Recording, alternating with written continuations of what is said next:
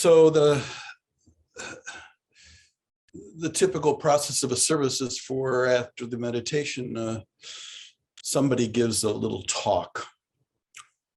And when you do these as much as I do, you sometimes sit around and wonder, what am I going to talk about today? But it was relatively easy. As I got up this morning, and I get up early, I get up around 4.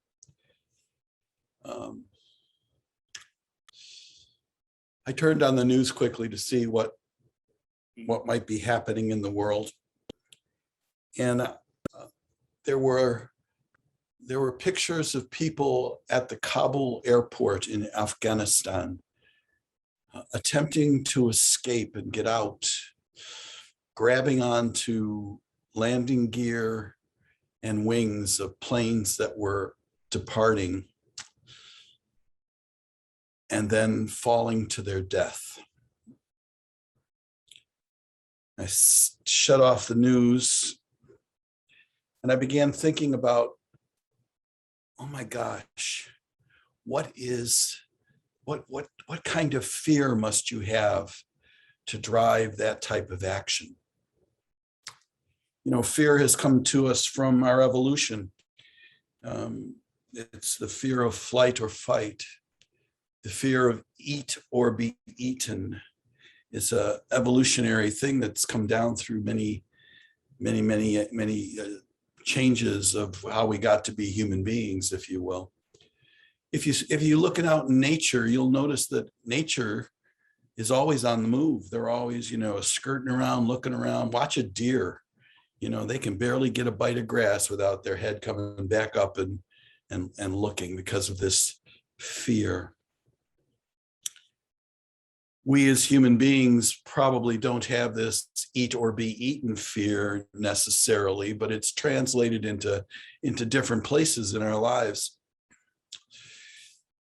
In the Buddhist teachings, the teachings of the Buddha, the Dharma, we learn that most of the things that plague us in our life come from our beliefs or our thoughts, our hate, our ignorance, and our delusions about what we think or what we believe. But I'm not sure that those fears necessarily drive us to want to jump up on an airplane that's departing and hang from it until we fall off and die. But we still experience this fear. And so the question is, what are we fearing? As human beings, I guess we're fearing the impermanence of all things. Just as things get good, they'll change. Change for the better, maybe. Change for the worse, maybe. But that change drives fear. It puts us into, and when the change happens, we sometimes experience grief because of the change, because we are so invested as human beings in wanting things to be the way we want them to be, rather than seeing it truly as maybe the deer understands it, of being eaten or eat or be eaten, that it is just simply the matter of life, that all things are impermanent and change. And so when they happen, it's not about being fearful. It's about seeing it and understanding it. We're not going to drive out all the fears of our lives. I'm certain that if, my doctor called tomorrow and said, oh, you have a brain tumor and you have 3 months to live, there would be some fear that would enter my life. As Cozen's friend John is undergoing heart surgery today, I'm sure that there is some fear or concern in his life. I know it was hard for him to make this choice. I'm sure there may be a tinge of fear in Cozen's heart, as self-aware as he is, that maybe he'll lose his friend. But his understanding of impermanence would support him and lead him through this. Rather than becoming invested in the fear, we must become invested in the gratitude of life. That each precious moment that we are given is a gift. And this gift has no expiration date that we know of. And so why be fearful?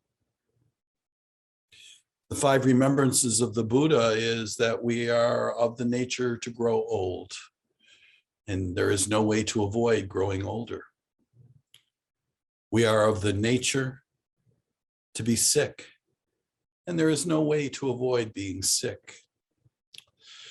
We are of the nature to die, and there is no way to avoid death. And everything we know and everyone we love and care about are subject to this same impermanence, and there is no way to avoid this loss. And finally, I think this is the one that leads us through our life.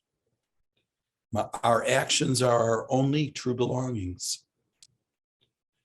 There is no way to avoid the consequences of our actions. They are the ground on which we stand. Excuse me. So understanding that this karma this thing that we call karma is about recognizing the impermanence of all things and ensuring that whatever actions we take will be actions that are compassionate and loving and kind and as free from fear as possible. Those are my thoughts this morning, dear Sangha. Let us offer a well-wishing prayer.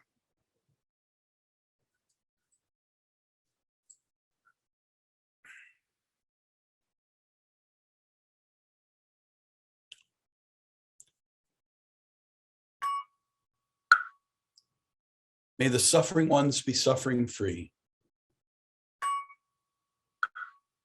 and the fear-struck fearless be. May the grieving shed all grief, and the sick find health relief. Let us this morning offer a special dedication of merit to Kozen's friend John,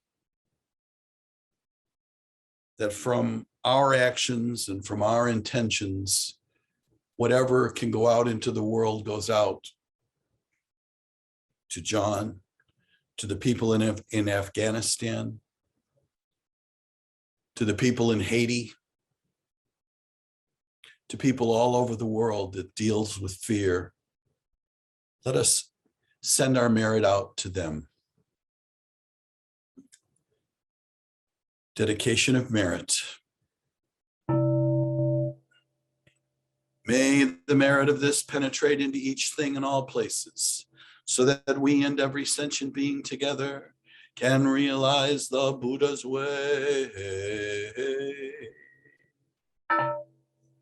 All Buddhas throughout space and time, all bodhisattvas, mahasattvas, wisdom beyond wisdom, Mahaprajna Paramita, and the Vedana, Namo Tassa Bhagavato Arahato, Samasam Buddhasa.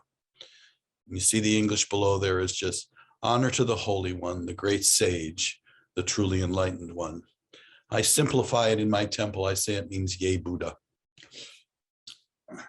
So Sangha, thank you for sharing this morning. Those of you that are heading out or traveling soon, please be careful, travel well, travel happily.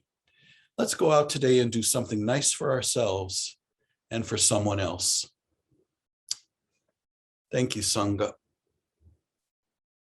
I bow to you.